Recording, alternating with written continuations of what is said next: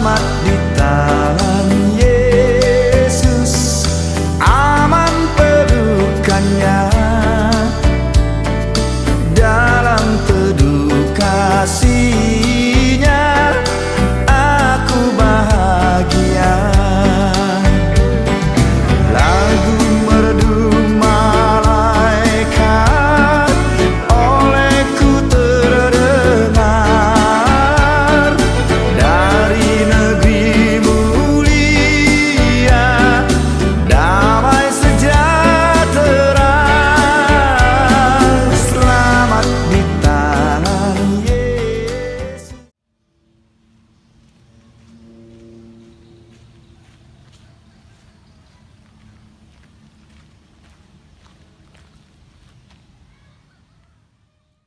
Berikut protokol kesehatan selama beribadah di GPIB Sola Gracia Batu Licin.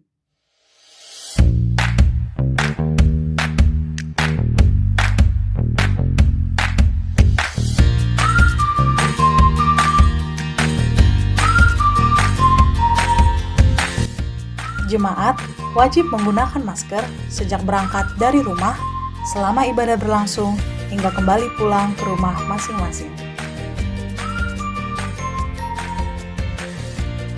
Jemaat diwajibkan untuk mencuci tangan terlebih dahulu dengan baik dan benar pada tempat pencucian tangan yang telah disediakan.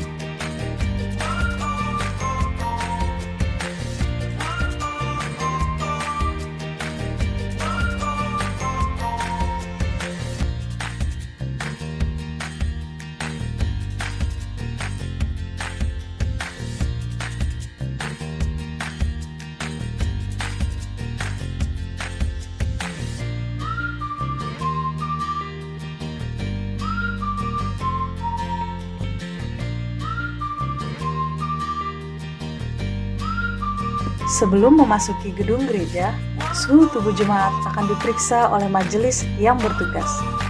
Apabila suhu tubuh jemaat normal, jemaat dipersilahkan masuk. Jika tidak normal ataupun merasa tidak sehat, jemaat dipersilahkan kembali ke rumah untuk beristirahat. Jemaat tidak diperkenankan untuk melakukan kontak fisik seperti berjabat tangan. Jemaat akan diarahkan ke tempat duduk yang telah disediakan oleh majelis yang bertugas.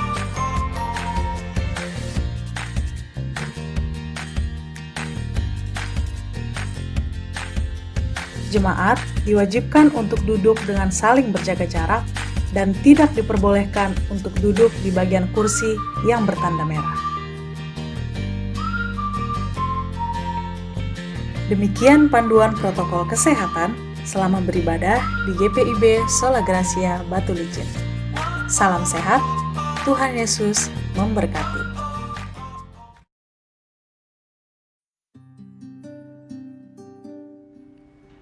Shalom jemaat terkasih, sebelum memasuki ibadah, marilah kita cermati panduan ibadah online berikut ini.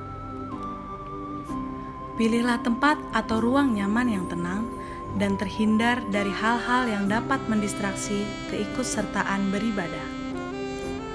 Siapkan hati dalam doa dan saat teduh sebelum mengikuti ibadah, sambil tenangkan pikiran agar terfokus pada jalannya ibadah. Periksalah terlebih dahulu perangkat Anda, pastikan baterai dan jaringan internet seperti Wi-Fi atau kuota Anda mencukupi. Selama ibadah berlangsung, jagalah ketenangan dan ketertiban. Apabila ada suatu dan lain hal yang mendesak, dapat menggunakan fitur pause agar tidak tertinggal momen dalam ibadah. Ajaklah keluarga dan rekan lain untuk bersama mengikuti ibadah online dan bimbinglah anak-anak untuk mengikuti ibadah dengan tenang. Selamat mempersiapkan diri. Tuhan Yesus memberkati.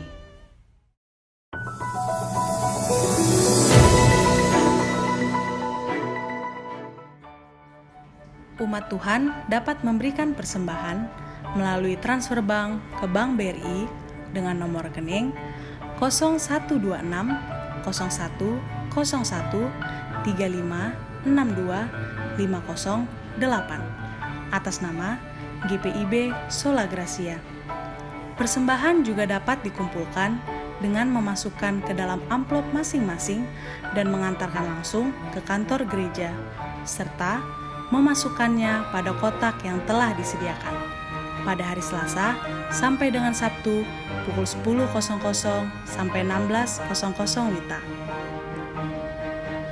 Umat Tuhan juga dapat memberikan donasi pembangunan gedung gereja melalui transfer bank ke Bank BNI dengan nomor rekening 5858 090 902 atas nama Panitia Pembangunan Gedung GPIB Sola Gracia. Informasi lebih lanjut dapat dilihat pada kolom deskripsi yang terletak di bagian bawah video ini, serta sosial media gereja di Facebook GPIB Sola Gracia Batu Licin atau channel YouTube GPIB Sola Gracia Batu Licin. Selamat beribadah.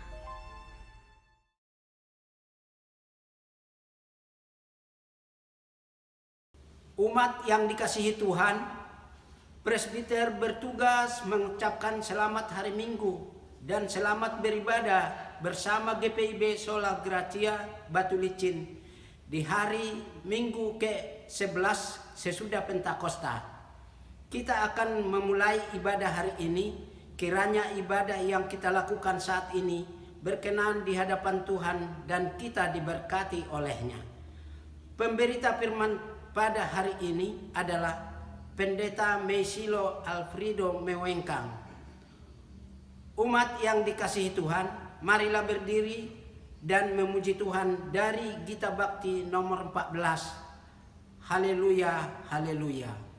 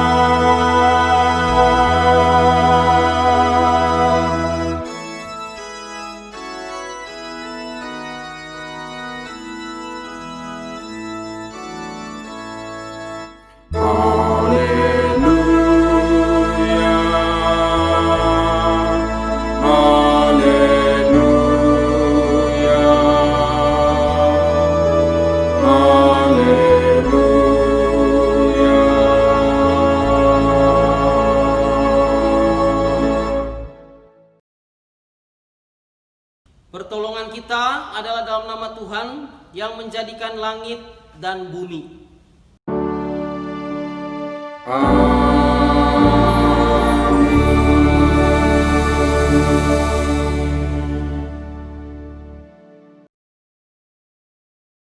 Nas pembimbing Yohanes 4 ayat 24. Allah itu roh dan barang siapa menyembah Dia harus menyembahnya dalam roh dan kebenaran. Terimalah salam rasuli, kasih karunia dan damai sejahtera dari Allah Bapa dan Kristus Yesus Juru Selamat kita menyertai engkau. Umat Tuhan, silakan duduk kembali. Umat yang dikasihi Tuhan, Dengan rasa sesal dan malu dan dengan kerendahan hati, marilah mengaku akan dosa-dosa kita. Kasihanilah kami ya Allah menurut kasih setiamu. Hapuskanlah pelanggaran kami menurut rahmat-Mu yang besar. Bersihkanlah kami seluruhnya dari kesalahan kami, dan tahirkanlah kami dari dosa kami. Sebab kami sendiri sadar akan pelanggaran kami, dan senantiasa bergumul dengan kesalahan kami. Jadikanlah hati kami tahir ya Allah, dan baharuilah batin kami dengan roh yang teguh. Janganlah membuang kami dari hadapan-Mu, dan janganlah mengambil roh-Mu yang kudus daripada kami. Bangkitkanlah kembali pada kami kegirangan, karena selamat yang daripada-Mu, dan lengkapilah kami dengan roh kerelaan. Kami mengaku dan memohon kepada-Mu ya Tuhan. Kepada setiap orang yang telah mengaku dosa dan bertobat, disampaikan berita anugerah pengampunan seperti tertulis dalam kitab Perjanjian Lama, Yesaya 44 ayat 22. Aku telah menghapus segala dosa pemberontakanmu seperti kabut diterbangkan angin, dan segala dosamu seperti awan yang tertiup. Kembalilah kepadaku, sebab aku telah menebus engkau. Berdasarkan firman Tuhan ini, sebagai pelayan Yesus Kristus, kami memberitakan bahwa pengampunan dosa telah berlaku dalam nama Bapa dan Anak dan Roh Kudus.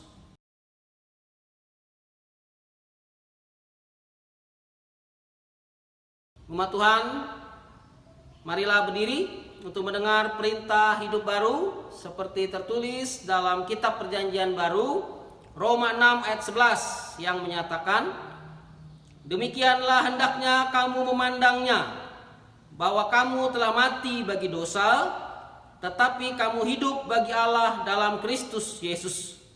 Demikianlah perintah hidup baru. Roh Kudus menolong kita mewujudkan kemuliaan Allah dalam seluruh hidup dan kesaksian kita di dunia.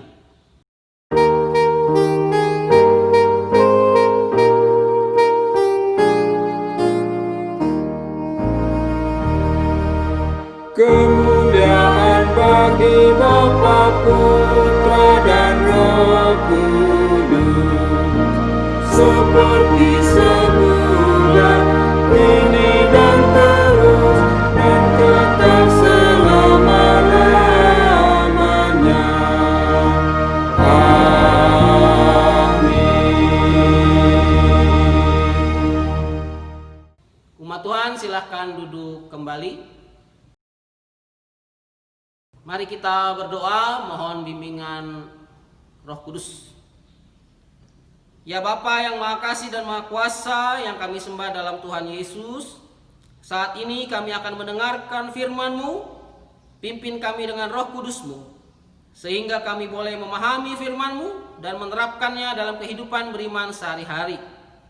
Untuk hamba-Mu yang hina ini yang akan menyampaikan firman-Mu, sembunyikan hamba-Mu ini di balik salib-Mu, sehingga yang diwartakan adalah kebenaran-Mu, kasih-Mu, dan kuasa-Mu ya Tuhan. Dalam nama Tuhan Yesus Kristus. Amin. Umat Tuhan, marilah berdiri untuk mendengar firman Tuhan yang dibacakan dari Alkitab. Haleluya. Haleluya, haleluya, haleluya.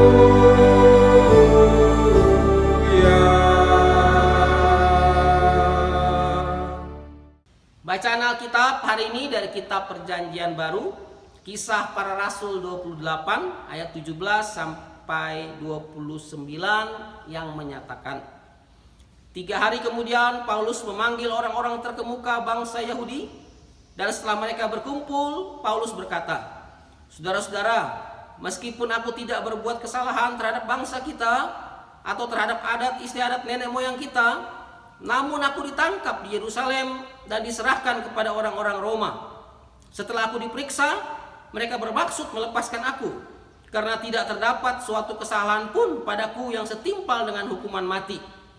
Akan tetapi orang-orang Yahudi menentangnya dan karena itu terpaksalah aku naik banding kepada kaisar, tetapi bukan dengan maksud untuk mengadukan bangsaku. Itulah sebabnya aku meminta supaya aku melihat kamu dan berbicara dengan kamu, sebab justru karena pengharapan Israel lah aku diikat dengan belenggu ini. Akan tetapi mereka berkata kepadanya, kami tidak menerima surat-surat dari Yudea tentang engkau, dan juga tidak seorang pun dari saudara-saudara kita datang memberitakan apa-apa yang jahat mengenai engkau. Tetapi kami ingin mendengar dari engkau bagaimana pikiranmu, sebab tentang mazhab ini kami tahu bahwa di mana-mana pun ia mendapat perlawanan. Lalu mereka menentukan suatu hari untuk Paulus. Pada hari yang ditentukan itu datanglah mereka dalam jumlah besar ke tempat tumpangannya. Ia menerangkan dan memberi kesaksian kepada mereka tentang kerajaan Allah, dan berdasarkan hukum Musa dan kitab para nabi ia berusaha meyakinkan mereka tentang Yesus. Hal itu berlangsung dari pagi sampai sore. Ada yang dapat diyakinkan oleh perkataannya, ada yang tetap tidak percaya. Maka bubarlah pertemuan itu dengan tidak ada kesesuaian di antara mereka. Tetapi Paulus masih mengatakan perkataan yang satu ini, tepatlah firman yang disampaikan Roh Kudus kepada nenek moyang kita dengan perantaraan Nabi Yesaya, pergilah kepada bangsa ini dan katakanlah, kamu akan mendengar dan mendengar, namun tidak mengerti. Kamu akan melihat dan melihat, namun tidak menanggap.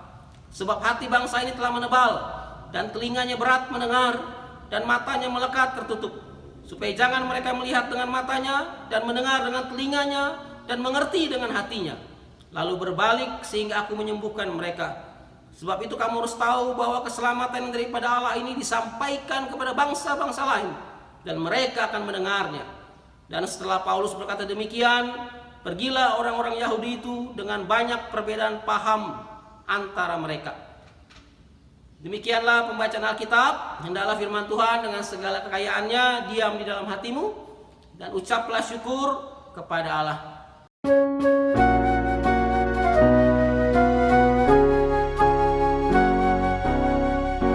Kepadamu puji-pujian, ada syukur dan segala kemuliaan, ya Bapa, Putra, Roh Kudus, sampai kekal abadi.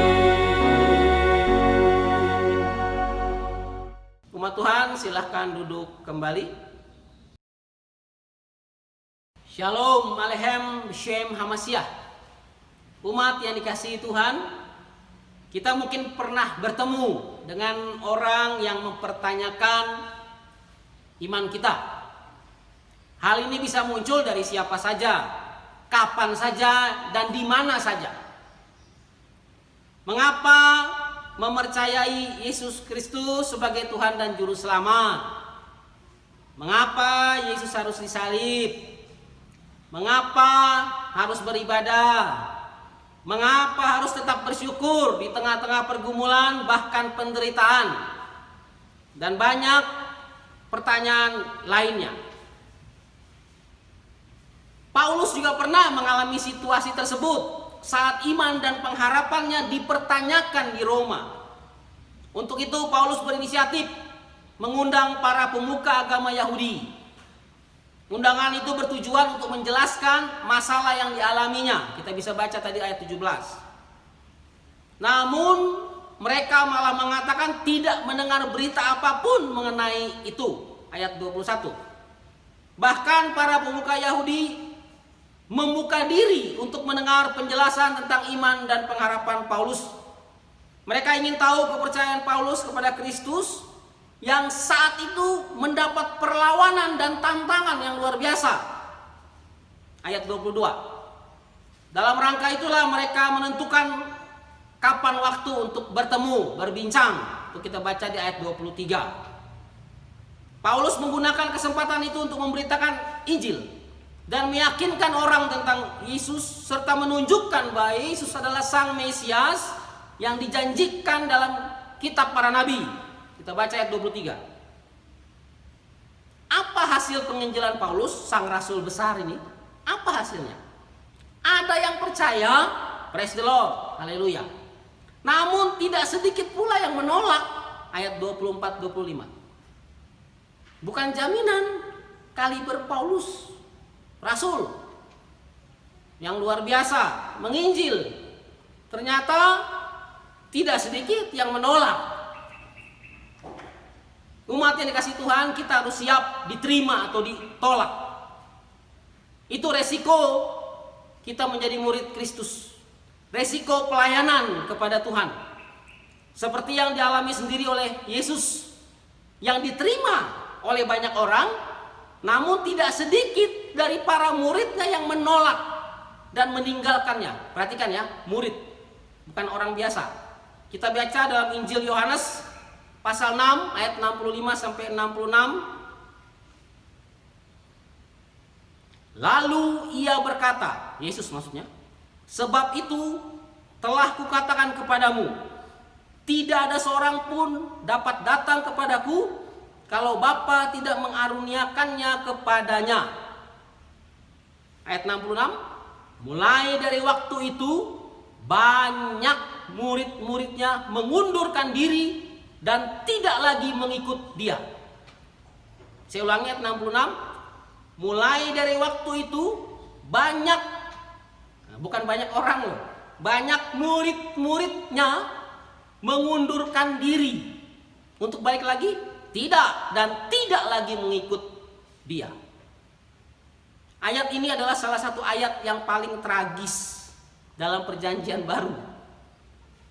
Orang-orang ini adalah murid yang secara langsung melihat, mendengar, bahkan merasakan kasih pemeliharaan Yesus. Tapi kita lihat mereka mengundurkan diri. Kaliber Yesus memberitakan kehendak Bapanya. Banyak murid mengundurkan diri. Kalau mau baca sejarah lebih jelas ayat 60-nya di bagian atas lagi ya. Katakan begini. Mengapa para murid mengundurkan diri?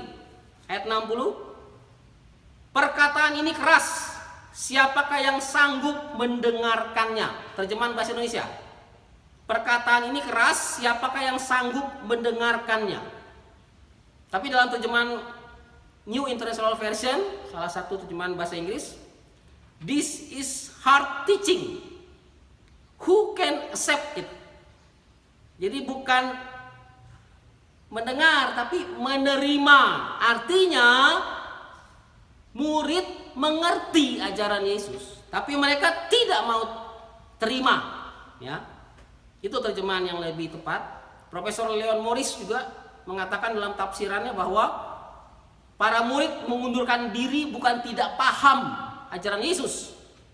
Mereka tidak mau menerimanya, mereka mengundurkan diri karena ajaran Yesus mengganggu pikiran mereka, mengganggu mindset mereka.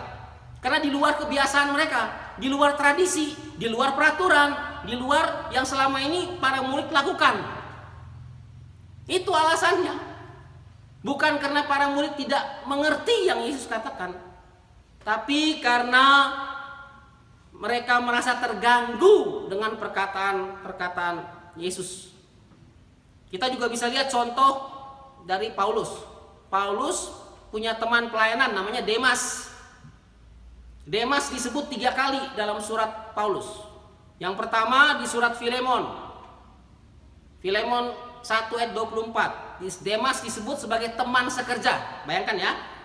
Dalam Filemon 1 ayat 24, Demas disebut teman sekerja Paulus. Lalu di Kolose 4 ayat 14, Demas disebut bersama Lukas, sama-sama melayani. Lukas penulis Injil Lukas dan penulis Kisah Para Rasul.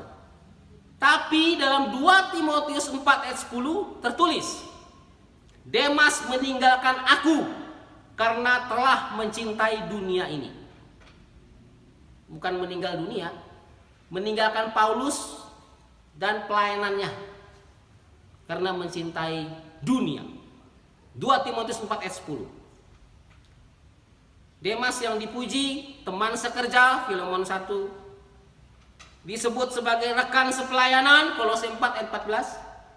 Tapi Demas yang sama di 2 Timotius 4 ayat 10 akhirnya Paulus berkata, Demas meninggalkan aku karena lebih mencintai dunia. Umat kasih Tuhan, kalau contoh abad 20 ini ada seorang pekabar Injil terkenal, Charles Templeton, rekan pelayanan dari Dr. Billy Graham. Mungkin banyak di antara kita yang pernah dengar Dr. Billy Graham, seorang penginjil besar yang telah membawa sekitar lebih dari 20 juta orang kepada Kristus. Nah, Charles Templeton ini rekan sepelayanannya. Tapi dia mengundurkan diri dari pelayanannya dan mempertanyakan imannya. 9 tahun setelah pengunduran diri Charles Templeton dari penginjilan Billy Graham, pelayanan penginjilan Billy Graham, Templeton mengaku di hadapan publik bahwa ia telah meninggalkan imannya kepada Yesus. Sudah nggak beriman lagi, tapi dia beritakan ke publik dalam bukunya Farewell to God. Umat yang dikasihi Tuhan, sebagai orang percaya dan murid Kristus, kita diminta selalu siap sedia dalam memberi pertanggungjawaban iman. Kita baca dalam 1 Petrus 3 ayat 15. Tuntutan ini memperingatkan kita sebagai orang percaya dan murid Kristus untuk terus belajar mendalami Alkitab yang adalah firman Tuhan. Tidak hanya kitab suci, kita juga perlu belajar mengkonsumsi buku-buku tentang pengetahuan lain, agar cakrawala wawasan dalam mempertanggungjawabkan iman kita semakin luas. Seorang pujangga Jerman klasik, Novalis, pernah berkata, pengetahuan hanya setengah, iman adalah yang lain. Paulus pun memahami konsep filsafat Yunani, para filsuf Yunani. Ketika dia menginjili orang Yunani, dia paham konsep filsafat para pakar, para filsuf Yunani. Misalnya Aristobulus, Euripides. Itu kita bisa baca di Kisah 17 ayat 22 sampai 26. Contoh lain lagi Kisah 17 ayat 28. Paulus mengatakan begini. Kisah 17 ayat 28. Sebab di dalam Dia kita hidup, kita bergerak, kita ada. Seperti yang telah juga dikatakan oleh pujangga-pujanggamu. Jadi pujangga-pujangga Yunani mengatakan yang sama. Kita lihat, sebab di dalam Dia, Yesus, kita hidup, kita bergerak, kita ada. Seperti yang telah juga dikatakan pujangga-pujanggamu. Dan ungkapan Paulus ini sangat mirip dikatakan oleh Seneca, salah seorang penulis Yunani kuno. Seneca katakan begini, Allah itu dekat dengan engkau, bersama engkau dan di dalam engkau. Nah, perhatikan, ini Seneca bukan orang percaya. Kekristenan belum ada. Dia hidup sebelum Masehi.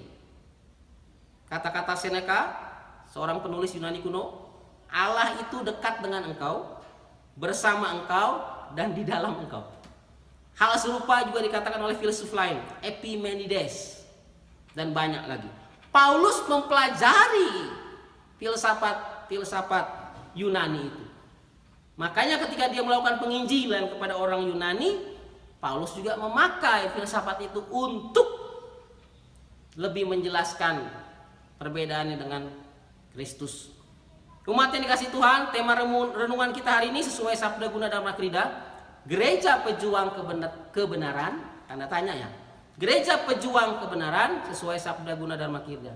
Artinya dalam terang bacaan kita hari ini, sesuai dengan hukum kasih dalam Matius 22 ayat 37-40. Kasihilah Tuhan dan sesama. Tidak bisa mentang-mentang mengasihi sesama lalu mengabaikan Tuhan, atau sebaliknya, mentang-mentang mengasihi Tuhan lalu menghina, melecehkan sesama manusia yang adalah ciptaan Tuhan. Tidak.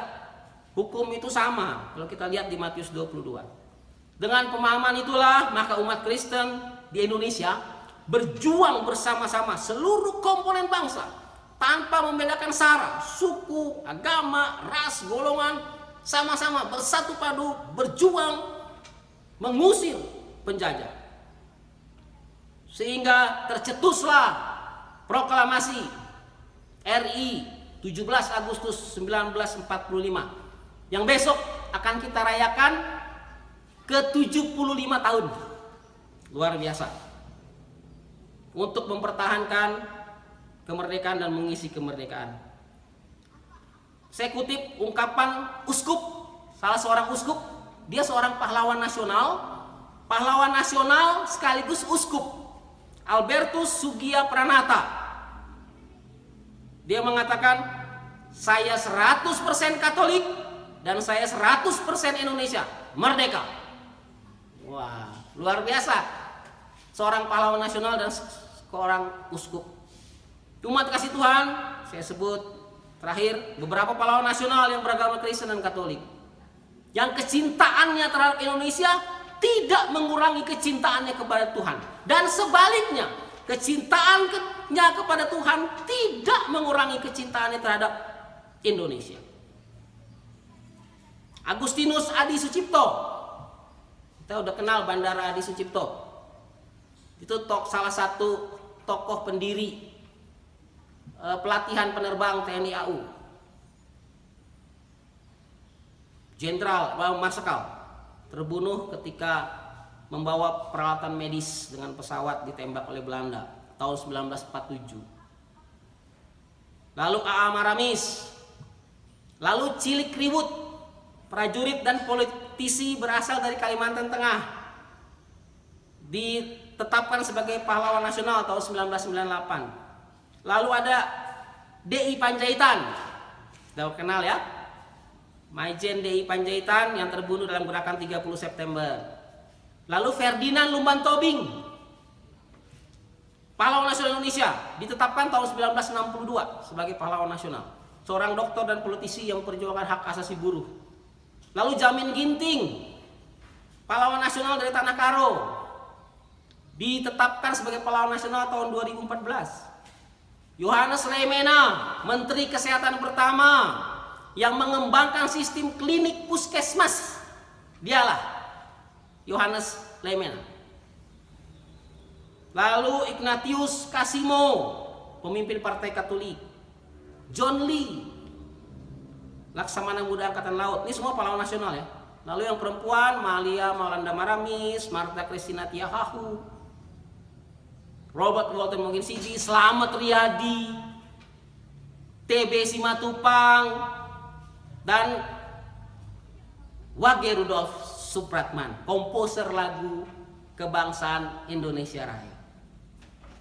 Nah, umat yang dikasih Tuhan, itulah peranan orang percaya dalam merebut kemerdekaan, memperjuangkan kemerdekaan, lalu juga sekarang dalam mengisi kemerdekaan.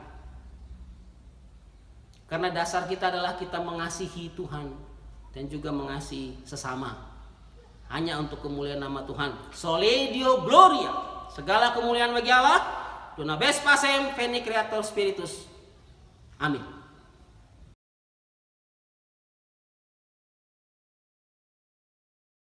Umat yang dikasihi Tuhan, sebagai respon dari renungan firman Tuhan hari ini, mari bernyanyi dari Gita Bakti 346, Allah Sumber Damai Kekal.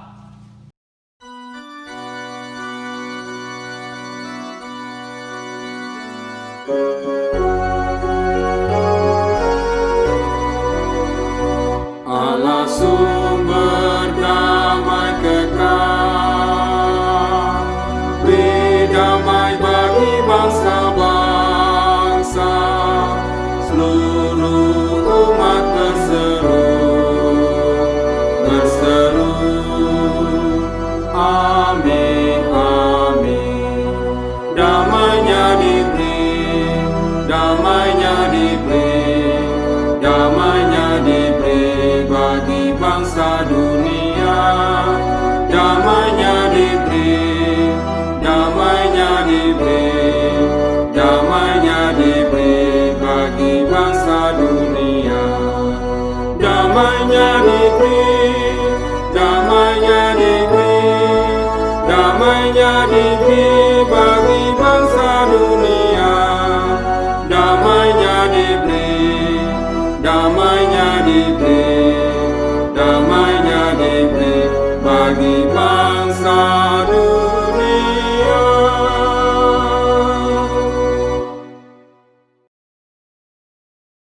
Umat yang dikasihi Tuhan, silakan berdiri untuk bersama-sama semua orang percaya di segala waktu dan tempat Kita mengaku iman menurut pengakuan iman rasuli.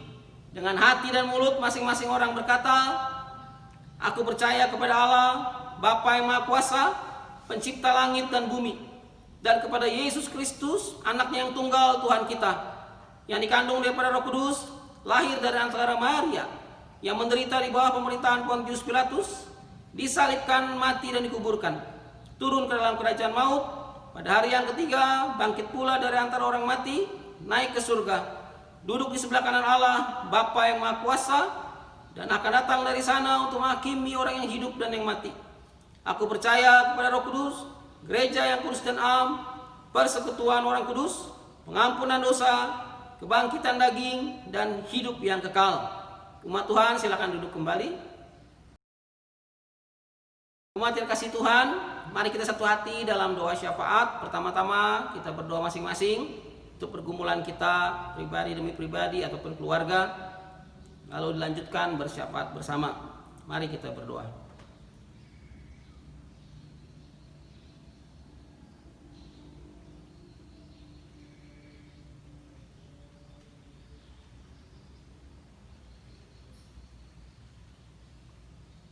Ya Tuhan, terjadilah seturut kehendak-Mu atas permohonan kami umat-Mu pribadi demi pribadi. Terima kasih untuk firman-Mu yang boleh kami dengar. Kami percaya firman-Mu memberi kami kekuatan, pengertian, dan tuntunan dalam kami menjalani kehidupan kami hari demi hari.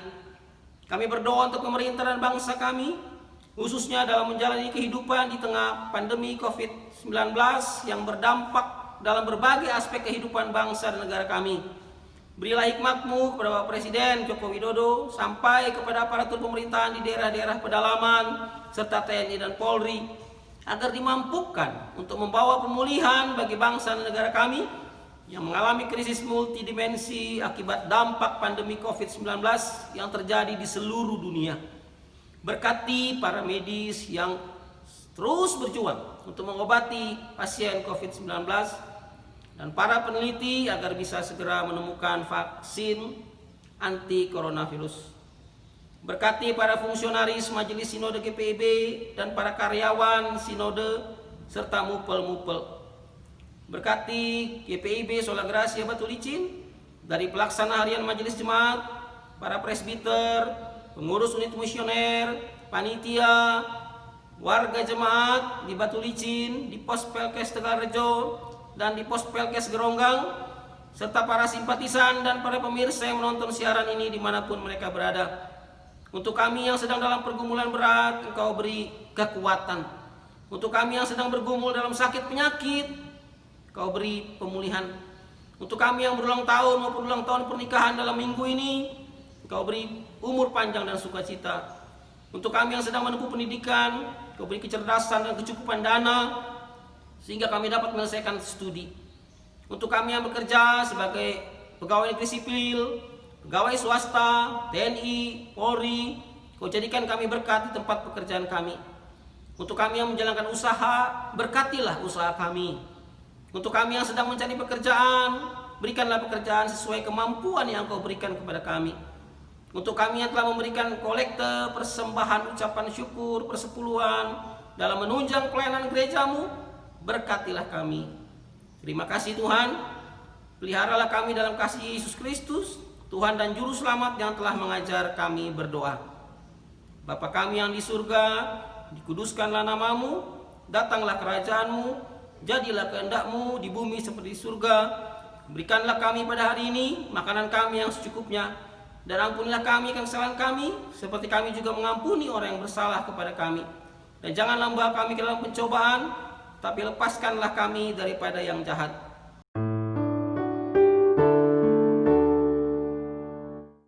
Karena Engkaulah yang mempunyai kerajaan dan kuasa dan kemuliaan sampai selama-lamanya.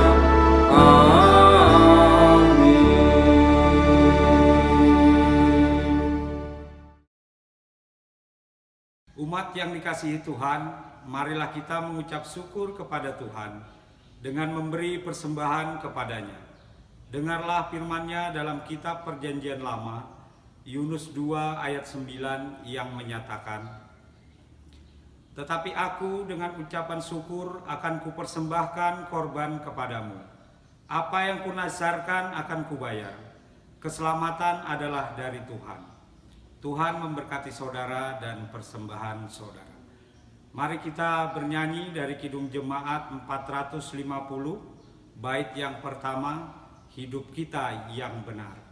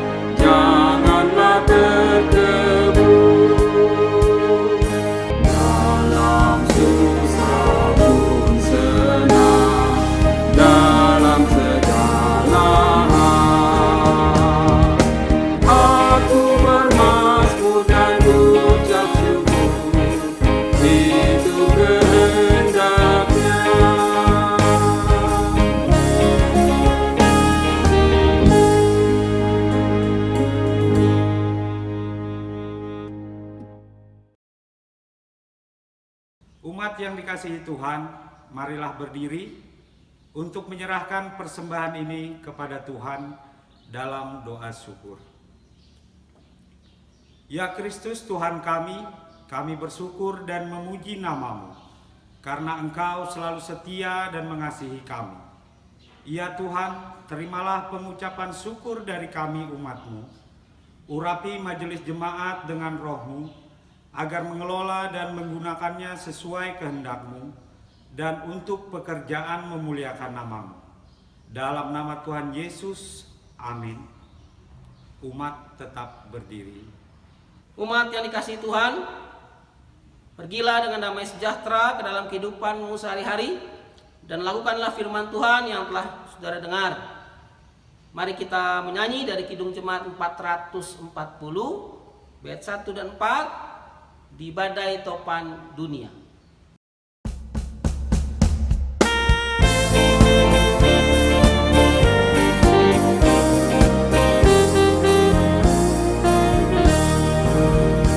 Di badai topan dunia, Tuhanlah perlindunganmu. Kendati goncang semesta, Tuhanlah perlindunganmu. Ya Yesus, gunung batu di dunia, di dunia, di dunia. Ya Yesus, gunung batu di dunia, tempat berlindung yang teguh.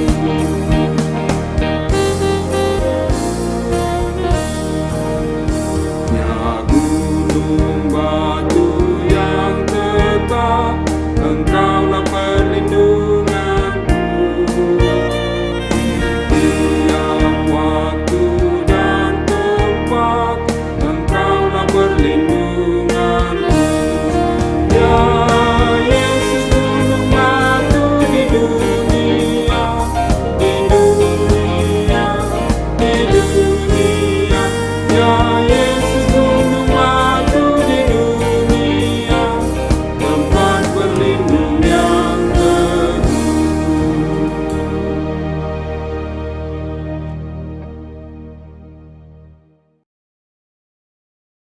Umat yang dikasihi Tuhan, dengan penuh keyakinan, angkatlah hati dan arahkan pikiranmu kepada Tuhan, serta terimalah berkat-Nya. Tuhan memberkati engkau dan melindungi engkau. Tuhan menyinari engkau dengan wajah-Nya dan memberi engkau kasih karunia. Tuhan menghadapkan wajah-Nya kepadamu dan memberi engkau damai sejahtera. Amin.